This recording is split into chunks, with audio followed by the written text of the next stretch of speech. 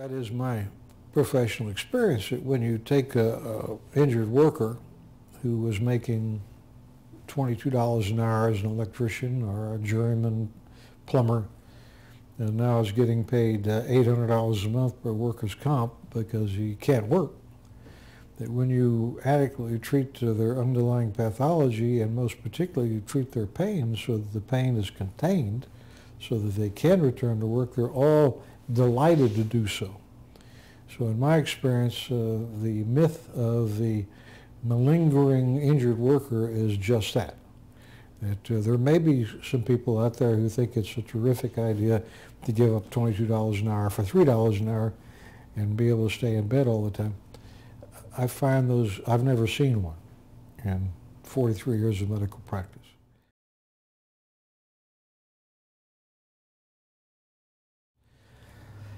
The instant that you get rid of the pain, pain patients get rid of the medicine.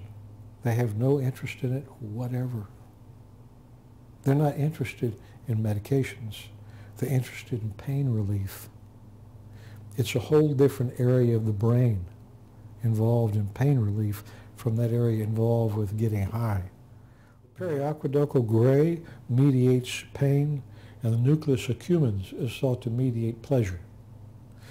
If you take an opioid, an exogenous opioid, to get high by stimulating the nucleus accumbens, it appears that it takes increasing doses to recreate that experience because of the particular neuropharmacology of that area of the brain. But with pain, mediation of pain, my data, and I'm preparing a major manuscript on this with almost 15 years of follow-up, my experience is that my facts are, that once you reach an effective level of pain medication and treatment regimen, that patient will stay on that dose and schedule for decades. I've never seen a patient develop an addiction from the use of pain medicine. They all develop dependency, but that's true of every medicine.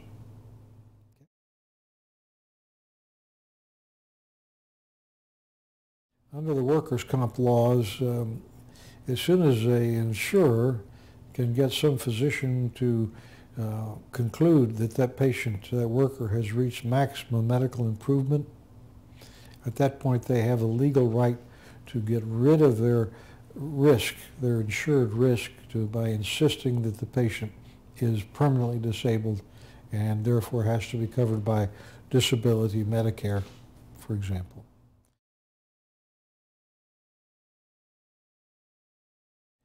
If you want to see what happens in the sausage making of health law, the best example is Part D Medicare. That legislation basically was written by lobbyists for the industry, pharmaceutical industry, and the healthcare insurers. I'll point out just the highlights, okay? There are 53 million people in the United States on Medicare. Elderly, disabled, and children, dependent children. Okay? In a stroke of the pen, when Bush signed that created a circumstance, a revenue stream for the healthcare insurers of 53 million times on the average $35 a month. Single piece of legislation created, what is it, almost $200 million in additional revenues for nothing, just because of the bill. It also created a circumstance where the 64% of all prescriptions written in the United States are written for what we call off-label indications. An off-label indication is any indication that a doctor uses to prescribe the drug other than one that has been approved by the FDA for that medicine. Example, Topamax is now considered the most mainstream prophylactic drug for migraine headache. Topamax, however, is FDA approved only for seizure control, for the prevention of seizures.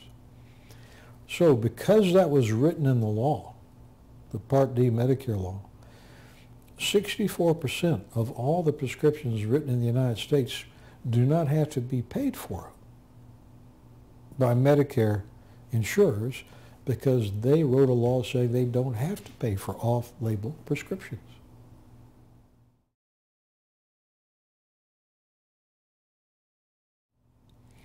Anytime a Medicare beneficiary exceeds approximately $3,500 in medication cost in a year, the next $4,000 of medication cost comes out of the pocket of the Medicare beneficiary before the insurance company has any additional obligation to pay. Another aspect, it is written in law, in the Medicare Part D law, that Medicare is not permitted to negotiate prices for medications with any pharmaceutical manufacturer. So, in fact, what was done is it guaranteed, the Part D Medicare law guaranteed 100% retail payment for medication to pharmaceutical manufacturers. Every one of those medicines, if purchased in Canada, the same drugs manufactured by the same manufacturers shipped across the line to Canada on the average cost 40% less. So, I really do agree with the President. We do need competition. And the only way we're going to get that competition is a federally mandated alternative to private health care insurance. Let me discuss a caveat I have about that. I participated in Medicare and Medicaid for 32 years, until 4 years ago, at which point I opted out of Medicare, Medicaid, all HMOs, all PPOs, and told every one of my patients that I was no longer accepting any form of assignment for insurance. In the area of pain management, this is particularly important because under the aegis of opiophobia, there are a lot of people in government still who believe that any doctor who's prescribing opioid medications to an intractable pain patient over the long term is actually a fraud or a dealer in a white coat. So if they can convince a jury that you were not prescribing legitimately, then every single prescription you wrote that was paid for by an insurance company or Medicare is an instance of a fraud. And you know how that is. If you pay someone a career salary and retire them in 3 weeks of vacation and insurance for their kids and all that other, if they will simply find evil, they will find evil. So it's not unusual. There have been many doctors who have been indicted 600 counts of fraud, $60 million in potential fines, 600 years in potential jail time. There's no way that any doctor can ever pay for his defense in any one of these situations except out of his own pocket. Okay? For that reason, the National Foundation for the Treatment of Pain, which I helped establish 11 years ago, and for which I've been the executive director since, has established a form of a pain practice liability association, form of membership. When you join, you get $500,000 of legal defense money to defend yourself should you be attacked. And we also have a 12-member professional advisor review committee, all luminaries in the medical profession in management of pain who will review your cases both proactively and should you be accused of something to provide an expert opinion about what you've done.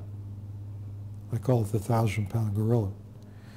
And we also have a panel of expert attorneys in civil and criminal law to defend the doctors, because all the doctors who've gone through this, and there have been over 100 doctors feloniously prosecuted by the federal government and state governments in the last 8 years, all of them had no choice but to hire an attorney who knew nothing about this area of the law, nothing more expensive than educating your attorney, and over again, incompetent attorneys told the doctor, as they would any criminal lawyer, look, you've got 600 counts. I've made a deal with the prosecutor, who's an old law school chum of mine. He'll throw out 599. All you have to do is cop a plea that you wrote one prescription that was not medically necessary, and they'll let you go with a 2-year probation, without telling the doctor that as soon as he admitted to committing a felony, his professional career was over. Because once you are a felon, you cannot be licensed in any state in the United States. You cannot be a member of any HMO or PPLO. You cannot PPO, or you cannot be a staff member on any hospital.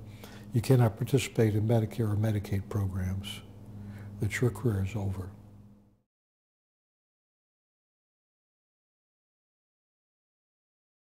Any doctor who tells a pain patient, look, you need to learn to live with the pain because I'm scared to death of writing a prescription for you. Okay. That doctor is self-delusional and a fraud, because anyone who knows anything about pain or has ever had any experience with pain, which I have, knows that that's impossible. No one can live with pain. And when I've lectured doctors about this, I usually, what I've done many times, I ask for a volunteer. And if I can get someone to volunteer, I shake his hand and put him in a wrist lock. I'm a martial artist. I put him in a wrist lock. And I hurt him just a little bit. But I hurt him enough to hurt, and I don't let him go. And after about a minute, he starts to, hey, you're really hurting me. And I say, I know.